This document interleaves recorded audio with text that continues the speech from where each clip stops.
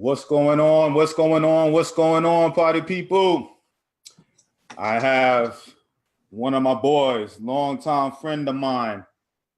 This is we go back 20-something, 23, 24 years. Yeah, 15 years old, 15, 16 years old.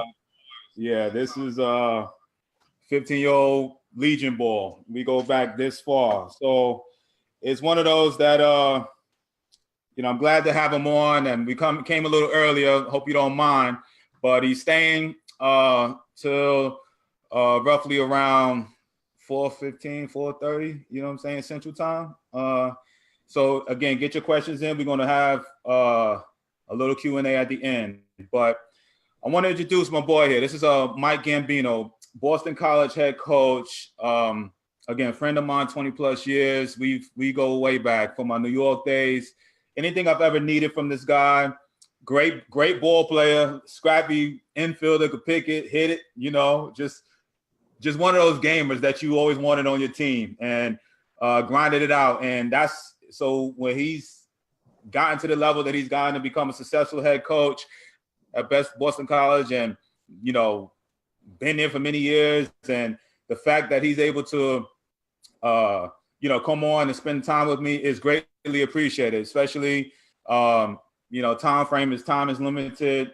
I told him what I was doing, and he was like, dude, I'm there for you. You know what I'm saying? And I greatly appreciate it. So again, without further ado, ask your questions. I'm reading them off.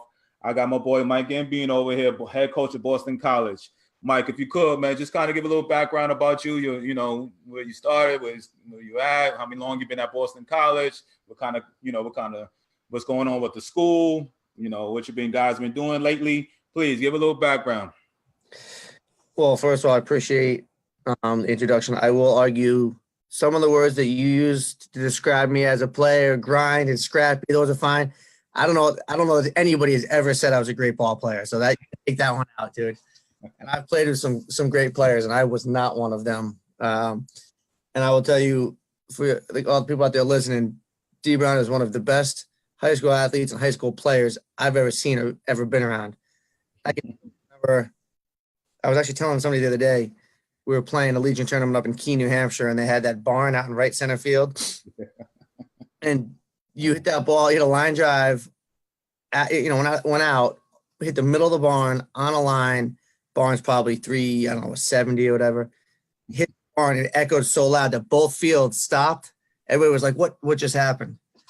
So I can remember those days. But yeah, I remember them. Yeah, we've been boys for a long time, dude.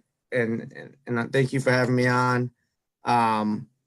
So I guess the question you asked is kind of my path getting here. I was lucky enough to play for a couple years after college. I was not even close to as good of a ball player as you, but spent a couple years in A-ball with the Red Sox, and then they hired me. And then I spent a couple years bouncing back. I coached with the Red Sox for a year, and I coached in college, actually here at Boston College for 2 years as an assistant, and then I scouted. I was a scout with the Detroit Tigers for 2 years, which is a great experience. And then from there, I was lucky enough to go to Virginia Tech. I spent 4 years at Virginia Tech as a recruiting coordinator, and then came back to Boston College. And as you know, BC is my alma mater, so coming back and a coach at a place that I love and that I believe in. I very much believe in the Jesuit education, and for us here in our program at BC, we play in the best baseball conference in the country, and we've shown that we are developing players. And 2 years ago, we were 1 win away from Omaha, and we had 2 first rounders in the last 4 years. But Chris Shaw got to the big leagues last year. Justin Dunn was just involved in the Robinson Cano trade. That's out to Seattle. Mike King's got a really good chance to break camp with the Yankees as their 4th or 5th starter this year. We got a bunch of guys on the brink, but I think the special thing about going to a place like Boston College with all our programs is it's more than just about developing you on the field or on the court or on the ice or whatever it is that you do here. These kids come here and they get an unbelievable education. And you're around an athletic department of people who really, really, truly care about you and care about developing you as a whole person. And so that's why for me, coaching here and being able to be part of this athletic department is awesome, and it's an honor. Listen, well, as you can tell, man, it's we're getting guys coming in, people are coming in now, Gamby. But they all saying what's up to you too. But so anyway, I want to kind of get these questions going. So if you have any questions for Boston College head coach Mike Gambino, let me know.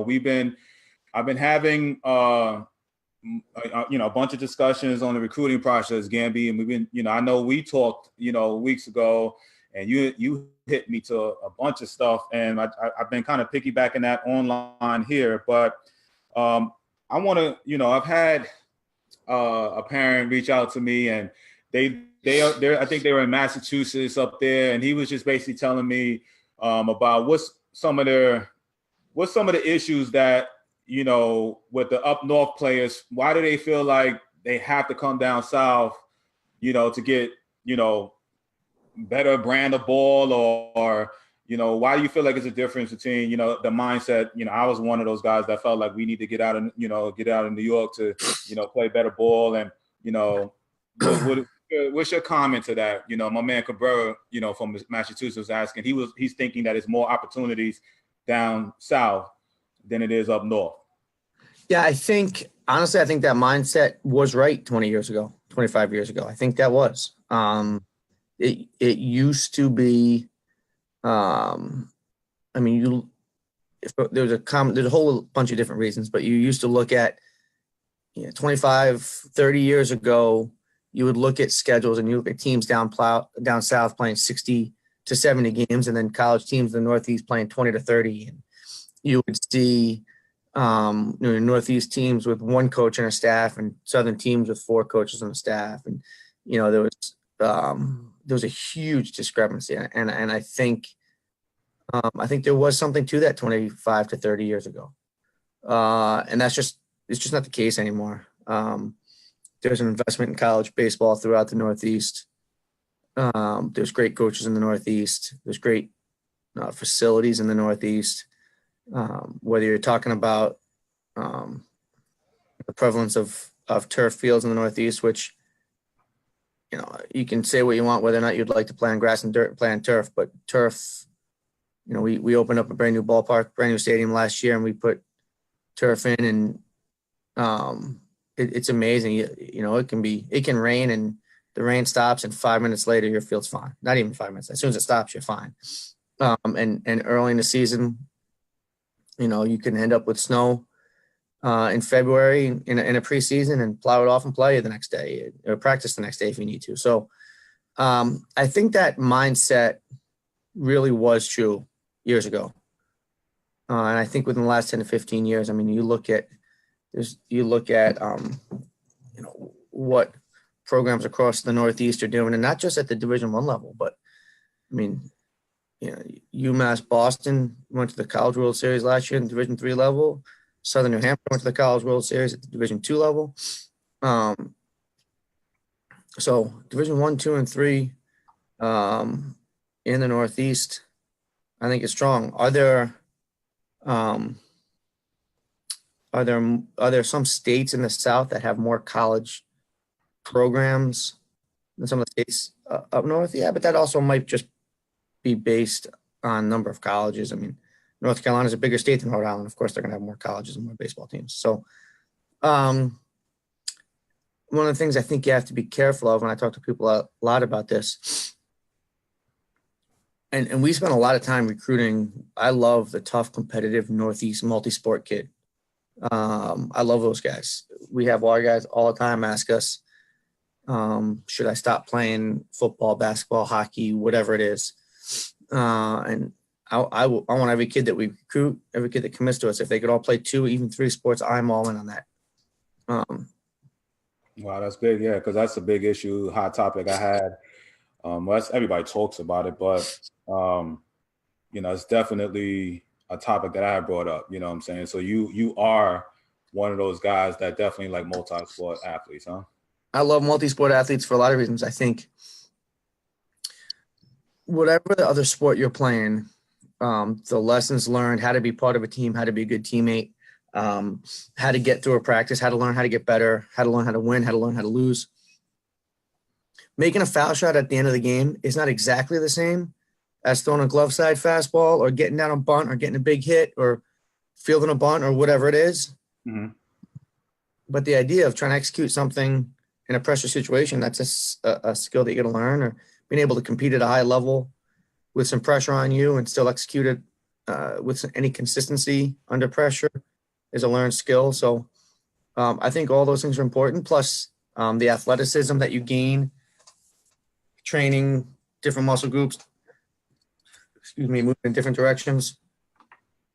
I think all those are important.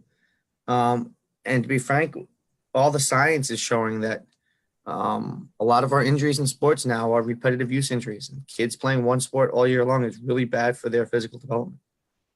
So I just think your body needs some downtime.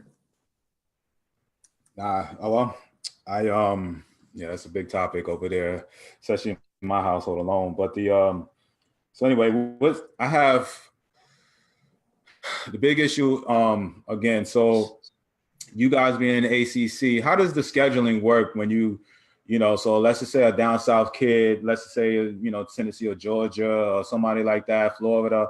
How does the scheduling work for Boston College? Getting like if you were to recruit a kid from the South and wants to go up north and play at Boston College, great education and great school, great town for baseball especially. But how does the scheduling work for ACC as far as coming down south and if you're playing against Georgia Tech? Yeah, so everybody starts the same weekend.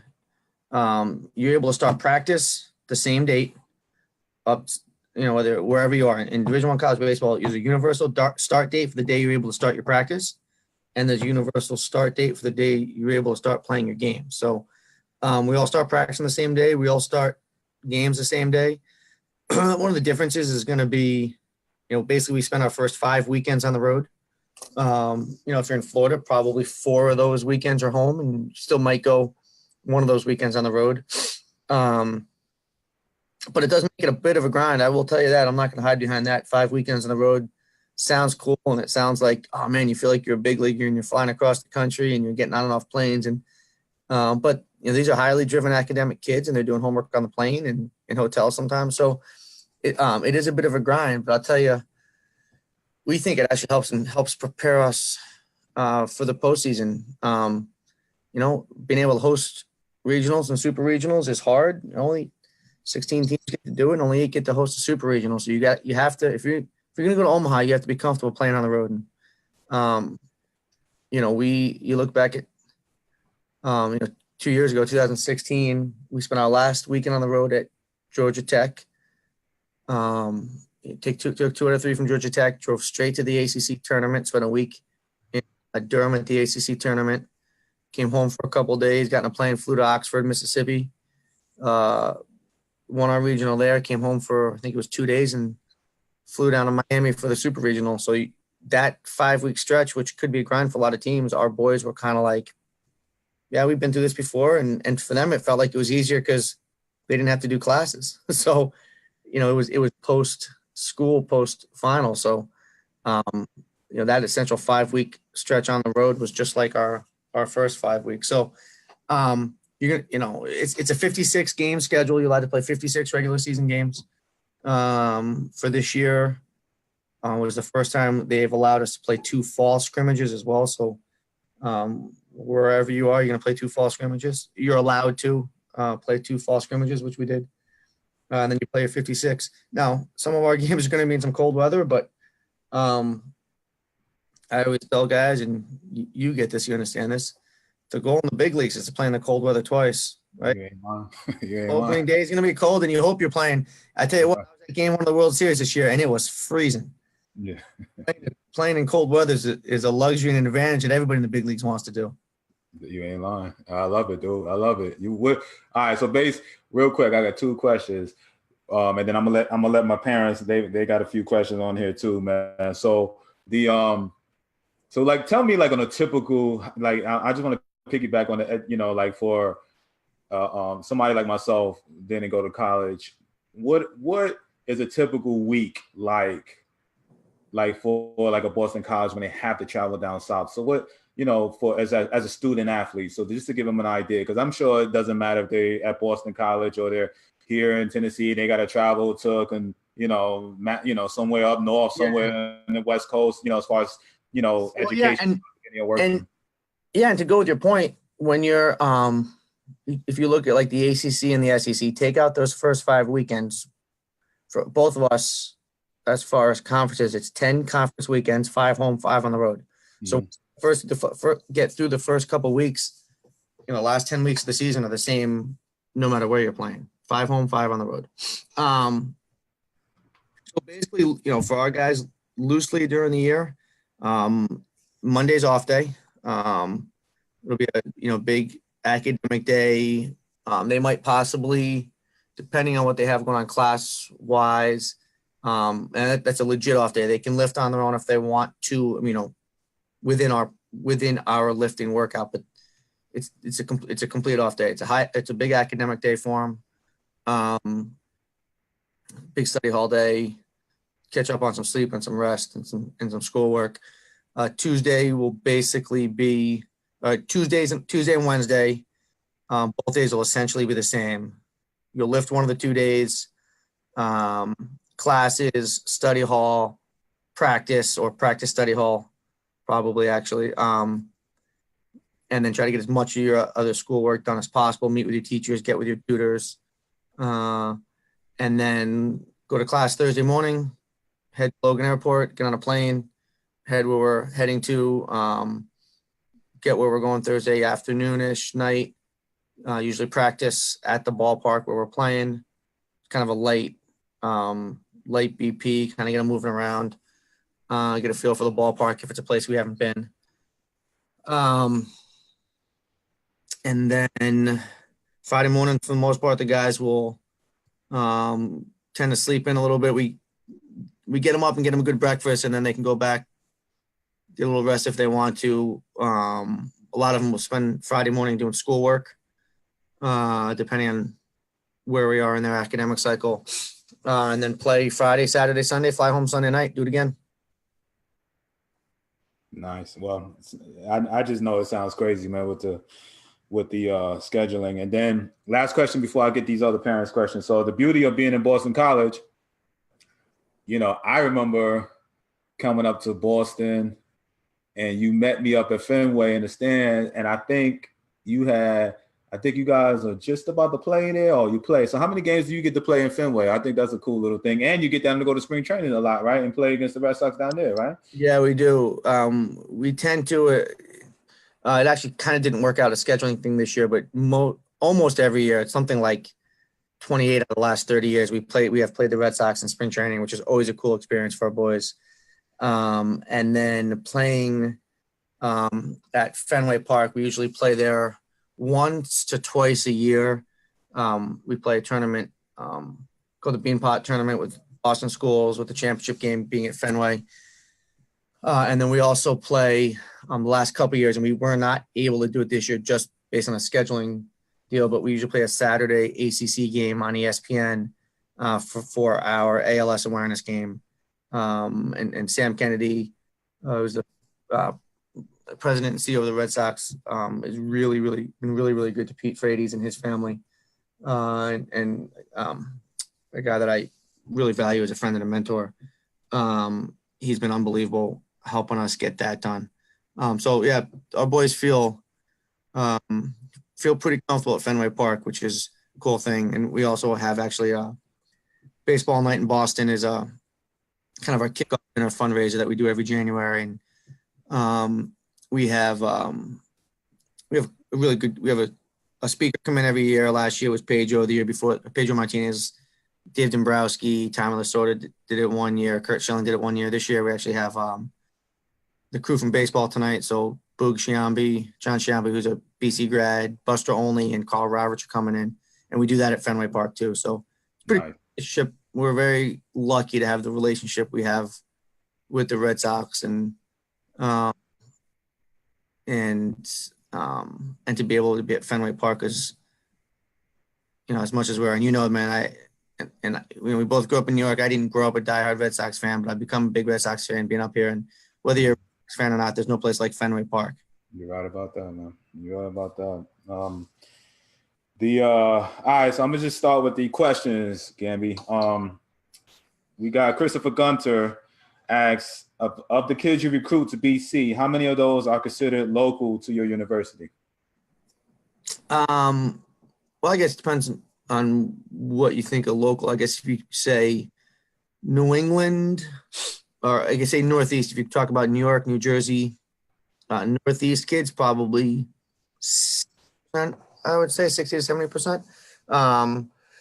We're pretty national. We spend time, if you look at over our recruiting classes here, we've had Tennessee, we've had Florida, we've had Georgia, we've had New Orleans, we've had California, we've had international kids, a Canadian kid, 2 Canadian kids. So it's pretty really international degree. It's a degree and a brand that is known all over the place. We always tend to have a couple Midwest kids. I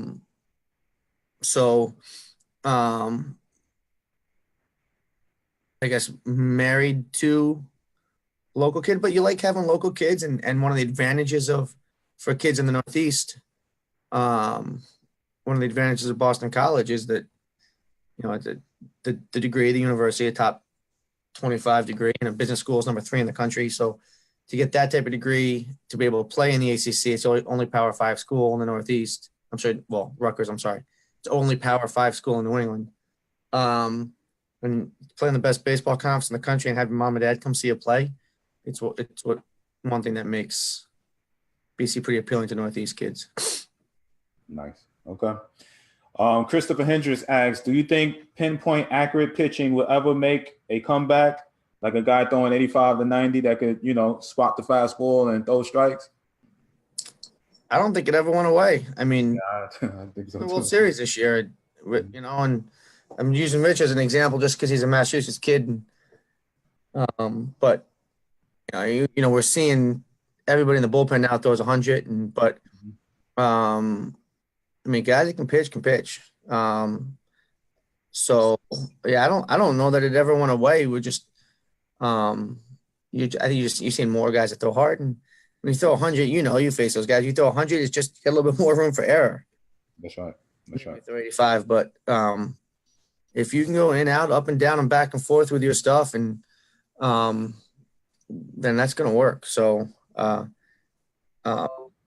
take, and in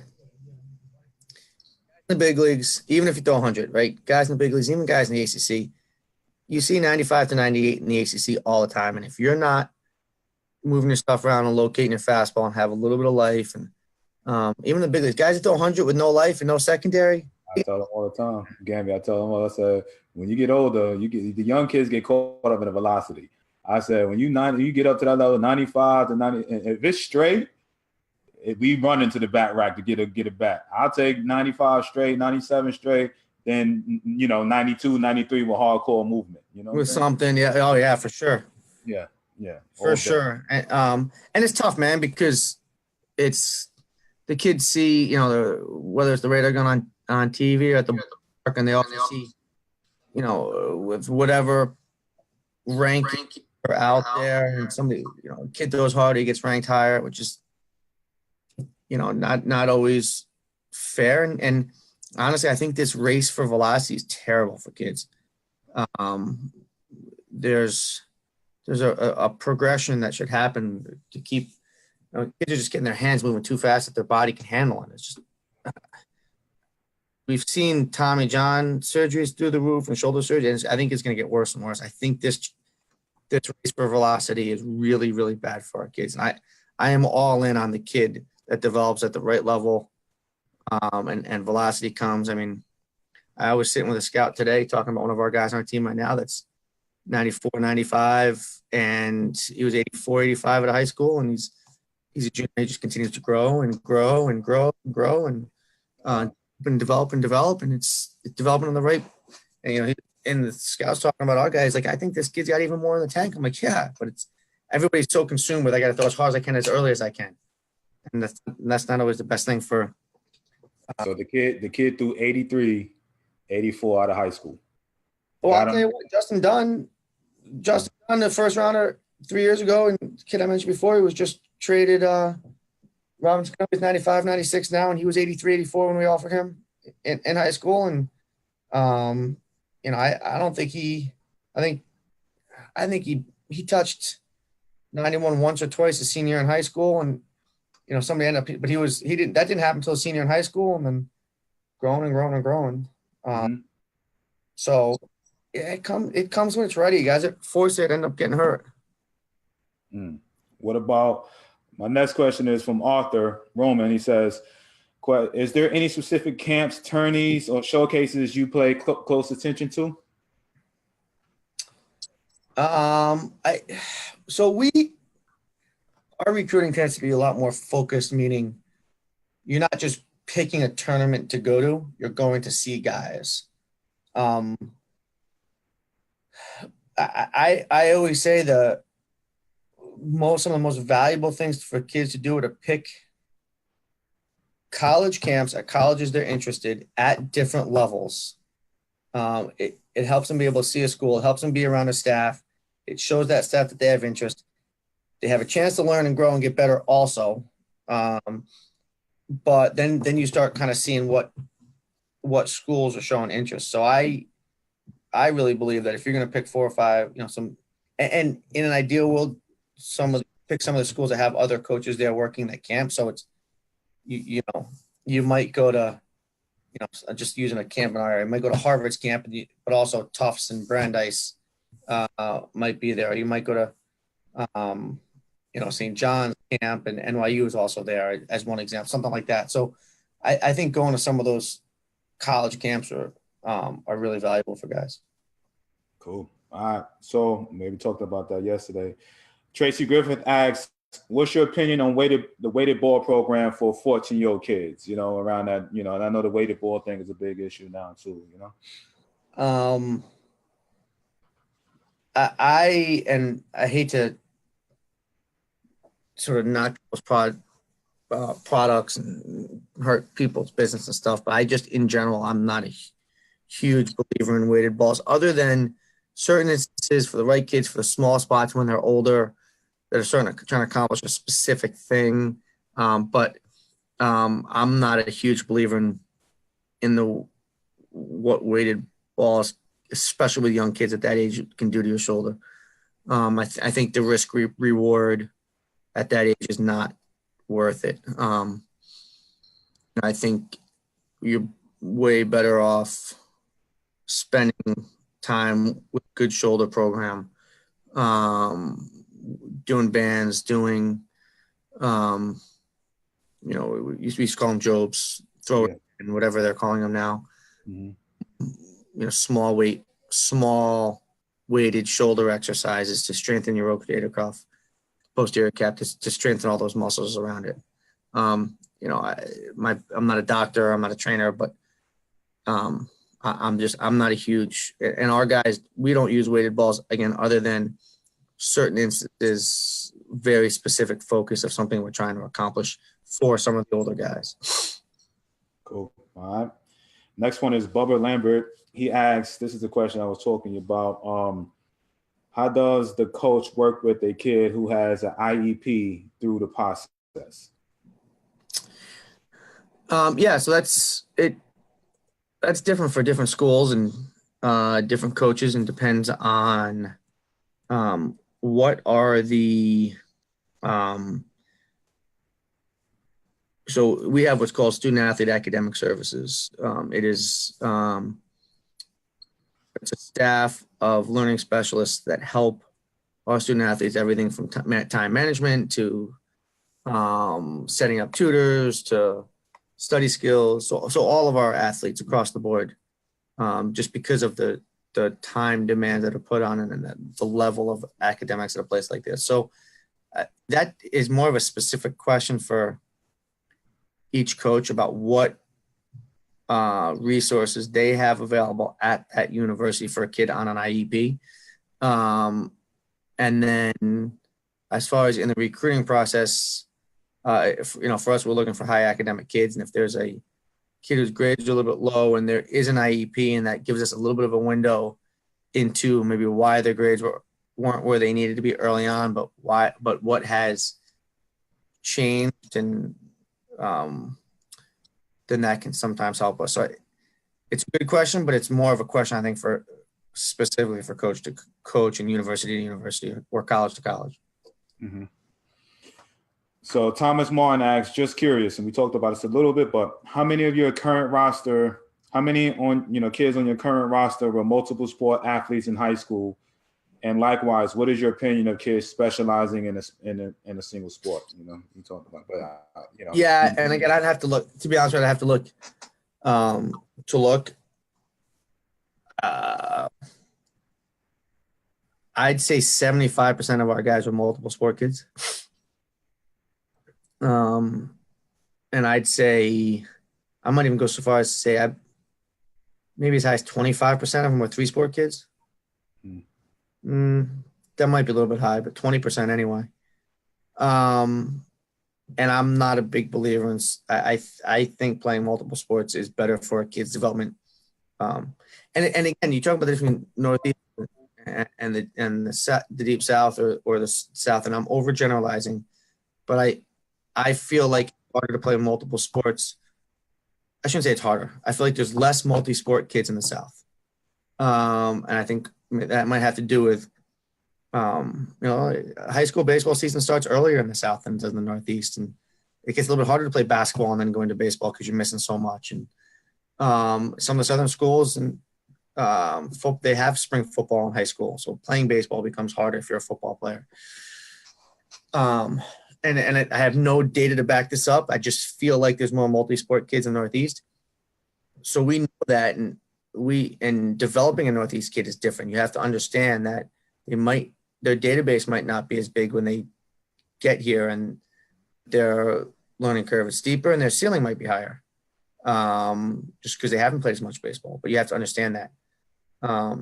Honestly, it's why there was a thing, I forgot which recruiting service put it out, but there was a thing 2 years ago that they went through all the kids from New York and New Jersey that went south.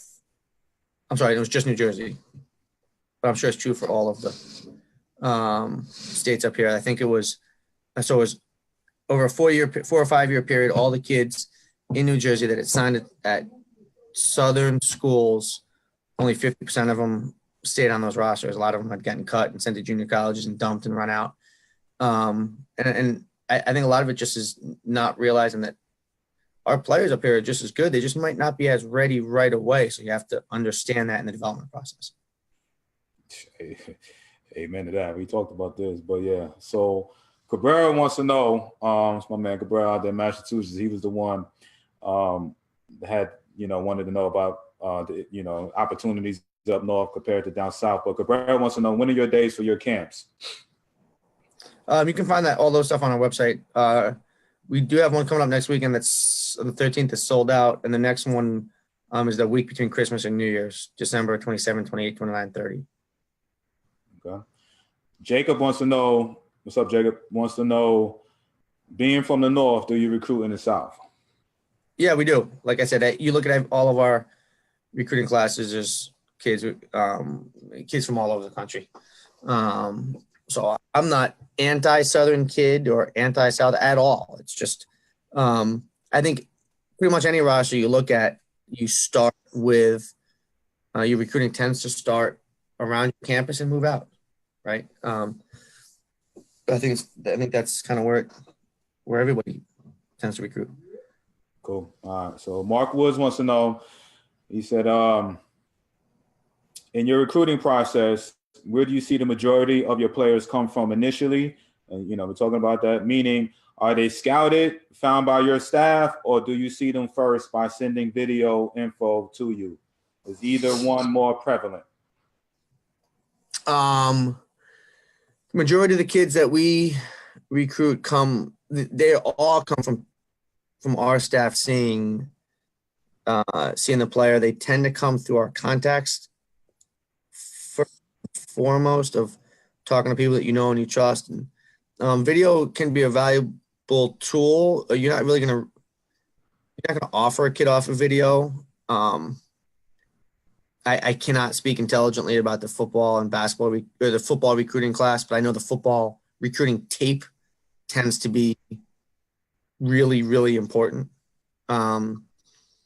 Video and baseball can help, and it's a way to go and check on a kid. But baseball, I believe you really need to see a kid live and see a kid play the game. So, video can sometimes help when somebody sends you a video and you say, hey, yeah, I'm out.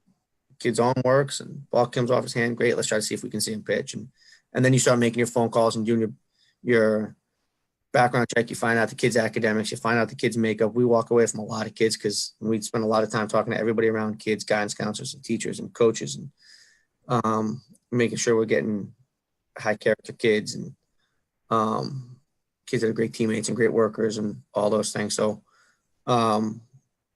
I don't think you have to spend a lot of money on video now, especially nowadays. Cameras are so good on iPads and iPhones and whatever that a couple swings, a couple pitches, is enough for a coach to be able to try to figure out if you want to see it. Go see a kid. Cool. All right. So last question we have is from Derek. He said, position players with speed, range, and athletic, how are they perceived? I'm sorry, say that again. Position players with speed, range, and athletic, how are they perceived? I'm all in on that. Is that a trick question? Yeah, I'm all in on that, man. You find me a great athlete that can really run, I'll take my chances. My boy out there and my boy Derek from Vegas, man. We trying to work on this kid. So what tools are you looking for when scouting players? Jake, just Yeah. So it depends on the kid. You kind of look at the combination of the tools, right? A guy that can really run, power is not important, right? Mm-hmm. Ton of power. The run tool is not important. You can really run, and you got a ton of power. Then you got a big leaguer, right? You kind of look at the combination of the tools, and then,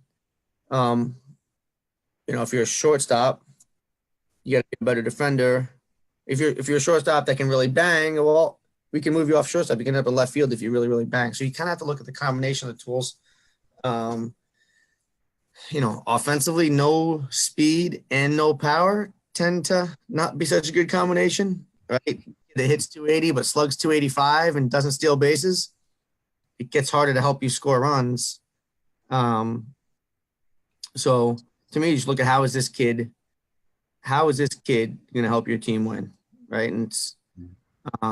And then you sort of put those combination of the tools, and if you can get them all, if you can have all the tools and have a kid with some really good baseball database that is a baseball player as well, you got something special. Yeah, well, all right. This just came in. All right. Alicia Williams, Connecticut girl. She's a Connecticut girl. Lives down here. I know. So the kid is with me. This is an inside thing, but what are better athletes? I don't even know why I'm asking this, okay? But they want to know what's a better athlete, a pitcher or a position player?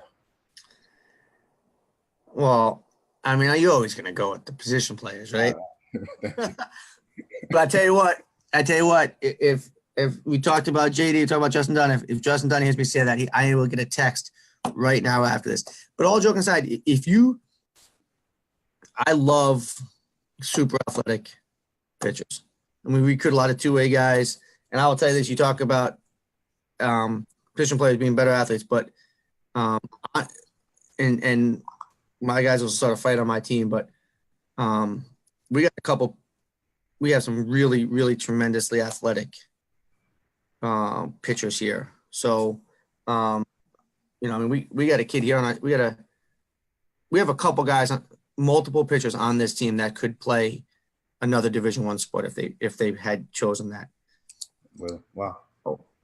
You always tend to say that you always want to say that your position guys are better athletes, but for me, I want super athletic pitchers as well.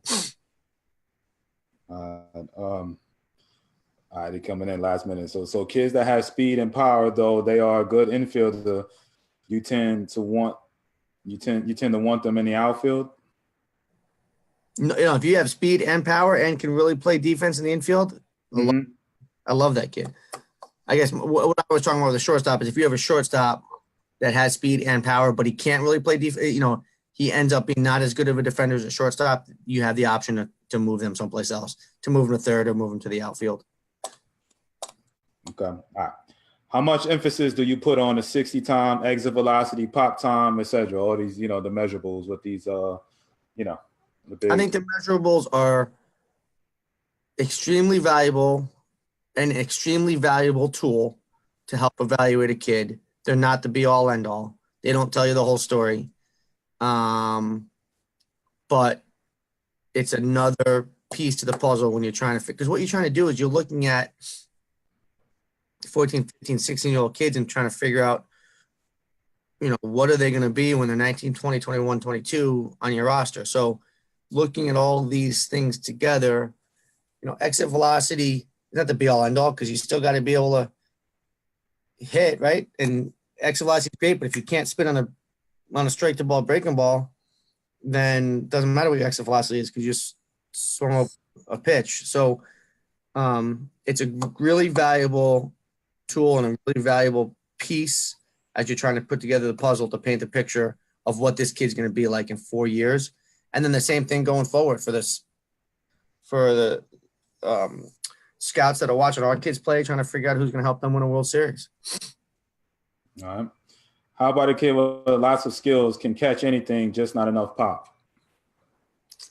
What position? If you're talking about a catcher or a shortstop, a kind of a premium defensive position, a kid can really help you play, that can really play defense at a premium defensive position, but then that kid still might have a spot. And what else can that kid? We have a kid in our team in one of our infields right now. He's a premium defender at all three infield positions.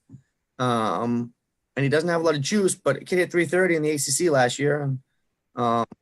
So he's not going to hit a ton of home runs, but now he's a junior this year, as he continues to grow and develop, you're going to start to see him hit a bunch of doubles, and he can really handle the bat, and he doesn't strike out, and he can become a run producer because he's very good. He's very valuable in situational hitting, in any situational hitting at bats, driving guys in. There can be a really good spot for that kid, especially if he can run. All right. So, boy, Cabrera, he's going to be seeing you at a camp in Massachusetts. I'm going to see what he got. He's been hitting me up. I told him I was going to bring him on. I told him, I'm glad he's here because he was the first one talking about the up north and down south. I said, okay, I got something for you, Cabrera. I'm going to get my boy over here because the reason you're here right now, man, is a lot had to do with Cabrera right now. You know what I'm saying? So he's the one answering these questions right now. So anyway, these are the questions that's coming in, and that's it, man. So anyway, with Gambi, I appreciate it, man. And I want to tell this story, man. And I don't think a lot of people really know this, Gambi, and because I heard it, but it wasn't until I saw the special. And I know it was years ago, but parents listening in, I don't know if you remember the big, and it's sad, but if you could just end with this and tell me how he's doing. I hope I ain't, stepping on my boundary. I hope he's still okay. I don't know. But anyway, for a few years ago, everybody was doing the ALS challenge. Remember, everybody was doing the big ice challenge. Yeah, the ALS challenge. That was the big thing going on all across the world. And well, a lot of people don't know, Gambi, if you can explain, but the ALS kid who started this challenge was one of your kids, was one of your ball players. Yeah, so Pete Frates at the time was a former player here. He had graduated from Boston College, and he was a player here when I was an assistant the first time around, and it was a kid that I had stayed really close to, and was around the program a ton when I came back, and was diagnosed with ALS 6 years ago now. And you think about this, D-Ray, he's 27 years old at the time, and he's told, you have a disease, and there's no known cure and no known cause, and it's 100% mortality rate. And you think how any of us would have handled it. And, this kid, Pete, he didn't wallow. He didn't say, why me? And I remember he came into the office a couple days after the diagnosis, and he and his dad came in and sat and talked, and he said, here's our new mission. We're going to raise funds, and we're going to raise awareness because it's unacceptable that nothing has changed. From the time that Lou Gehrig, this was before Pete, this was known as Lou Gehrig's disease, and it's referred to sometimes, but now everybody knows what ALS is. It used to be Gehrig's disease, but what is that kind of thing? Mm-hmm. From the time that Lou Gehrig was diagnosed and passed to the time Pete was diagnosed, nothing had changed in the ALS world other than a little bit of treatment as far as helping sort of quality of life as you get sicker. There's nothing as far as working towards a cure. Pete says this is unacceptable, and we're going to fix it. We're going to find a cure. And I mean, the kid actually said, what a great opportunity we have. 27 years old and is told you have 3 to 5 years to live. He's already outlived the average diagnosis. He is still alive and fighting. And the Ice Bucket Challenge was, they raised over $220 million for research. They've made more progress since Pete was diagnosed in the history of the disease before that. All of Pete's work is not going to help save Pete's life, as much as I hate to say that. But the genetic research they found, the research they found with genetic research and working towards a cure, they will find a cure. They've made huge strides. And it's just, for us, we just try to be, Pete showed us what it means, what it truly means. And as a Jesuit school at Boston College, we talk about being men and women for others. So Pete gets sick and gets this diagnosis and says, what are we going to do to help everybody else? So we try to be Pete's best followers. And, right when he got sick, we hired him. He's our director of baseball operations. He still is. And his numbers, he's retired here. And he literally changed the world. We're just fortunate enough to be able to be around Pete and John and Nancy and Andrew and Jen, his family, and Julie and his little baby girl, Lucy. It's just, they're an amazing family. They're a special family. Well, yeah, I just wanted to mention that because I don't think. No, I appreciate it. Yeah, I don't think a lot of people really understood, Anytime that we get a chance to raise funds and raise awareness, we can get people talking about ALS and looking it up and hopefully donating.